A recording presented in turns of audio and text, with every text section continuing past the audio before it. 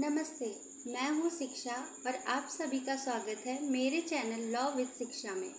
मैं खुद भी एक लॉ स्टूडेंट हूँ और मैंने यह चैनल इसलिए शुरू किया है ताकि लॉ की जो पेचीदा बातें हैं उन्हें हम मिलकर आसान भाषा में समझ सकें। अक्सर लॉ की पढ़ाई में हमें सही गाइडेंस नहीं मिल पाती, इसलिए मैंने सोचा कि जो कुछ भी मैं अपनी पढ़ाई के दौरान सीखती हूँ या मैंने सीखा है वो सब आपके साथ शेयर करूँ। इस चैनल को सब्सक्राइब करने से आपको लॉ के टॉपिक्स का आसान एक्सप्लेनेशन मिलेगा। हम साथ मिलकर अपनी लॉ जर्नी को और भी बेहतर बनाएंगे। तो चलिए बिना किसी देरी के आज का पहला टॉपिक शुरू करते हैं। आज हम एलएलबी की सबसे बड़ी कन्फ्यूजन पर बात करेंगे। 3 साल वाली एलएलबी करें या 5 साल वाली, और हम पढ़ाई के तरीकों पर भी डिस्कशन करेंगे। 3 ईयर की एलएलबी आप ग्रेजुएशन कंप्लीट करने के बाद कर सकते हैं, जिसमें सिर्फ लॉ सब्जेक्ट पर फोकस होता है। बट 5 ईयर एलएलबी आप इंटर कंप्लीट होने के बाद ही कर सकते हैं, और इसमें लॉ सब्जेक्ट्स के साथ साथ बीए एलएलबी या बीकॉम एलएलबी जो भी आप चूज़ करेंगे उससे रिलेटेड भी कुछ सब्जेक्ट्स आपको लगभग 2 साल तक पढ़ने के लिए होते हैं। कोर्स कंप्लीट होने के बाद अपॉर्चुनिटी दोनों में ही सेम होती है, बट जुडिशरी जैसे एग्ज़ाम्स में 5 ईयर एलएलबी की इम्पोर्टेंस ज़्यादा देखी जाती है।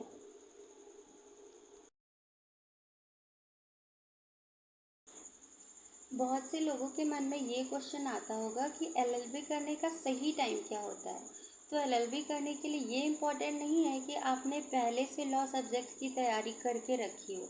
जिस दिन से आपका इंटरेस्ट लॉ की तरफ आ जाए तो तभी से आप एलएलबी करने का डिसीज़न ले सकते हैं।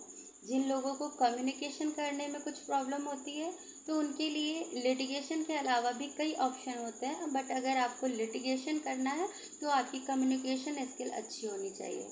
अगर आप एलएलबी सिर्फ डिग्री के लिए कर रहे हैं और आपको लॉ में कोई इंटरेस्ट नहीं है तो आपको लॉ के कॉन्सेप्ट समझने में प्रॉब्लम हो सकती है।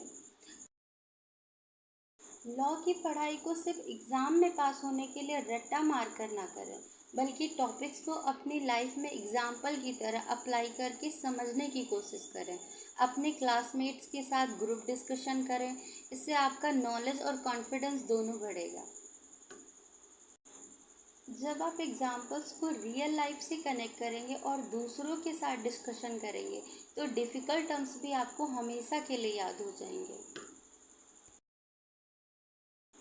लास्ट इम्पॉर्टेंट पॉइंट, आपको लॉ के टर्म्स को हिंदी और इंग्लिश दोनों में पढ़ने की आदत डालनी है, क्योंकि कभी कभी एग्ज़ाम्स में हिंदी में भी इंग्लिश वर्ड को लिख के दे देते हैं, इससे कई स्टूडेंट्स कंफ्यूज हो जाते हैं और उस क्वेश्चन को छोड़ देते हैं। और दोनों लैंग्वेज में पढ़ने से कभी कभी आपको टॉपिक समझने में और आसानी हो जाती है, क्योंकि कभी कभी हमें हिंदी वर्ड से इतना समझ नहीं आ रहा होता है जितना इंग्लिश में देखने से आ जाता है।